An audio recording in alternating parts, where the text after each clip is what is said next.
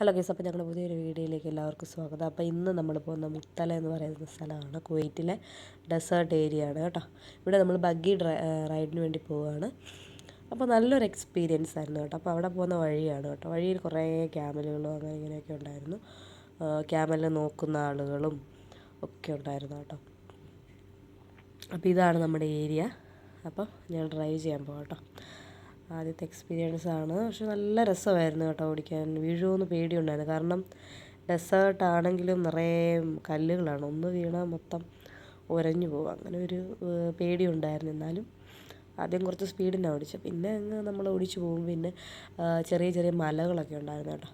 അപ്പോൾ അതിനകത്തൊക്കെ കയറി ഒക്കെ പോകുന്നുണ്ട്. അപ്പോൾ ഒരുപാട് കുവൈറ്റീസുകളും അല്ലാതെ ഒരുപാട് ആളുകളൊക്കെ വണ്ടിയൊക്കെ പിടിച്ച് വരുന്നുണ്ട്.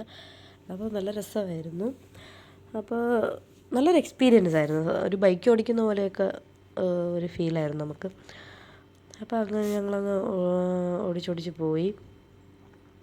അത് കഴിഞ്ഞ് അപ്പോൾ ഇതിൻ്റെ റേറ്റും കാര്യങ്ങളെക്കുറിച്ച് പറയാനാണ് കൂടുതലും ഞാനിപ്പം വന്നിരിക്കുന്നത്. ഇവിടെ ക്യാമൽ റൈഡുണ്ട്, ഹോഴ്സ് റൈഡുണ്ട്, എല്ലാം ഉണ്ട്. അപ്പോൾ ക്യാമൽ റൈഡിനെന്ന് പറയുമ്പോൾ 2 ഇടിയാണ്, ഹോഴ്സിനും അതുപോലെ തന്നെ 2. അപ്പോൾ പക്ഷെ അതൊന്നും ആർക്കും താല്പര്യമില്ല. എല്ലാവർക്കും താല്പര്യം ഈ വണ്ടി ഓടണം. അപ്പോൾ പല ടൈപ്പ് വണ്ടിയുണ്ട്. ഇതിനൊക്കെ 5 KD ആണ്. ഇതിനേക്കാൾ കുറച്ചുകൂടെ വലുതുണ്ട് അപ്പുറത്ത്. അതിന് 10 KD.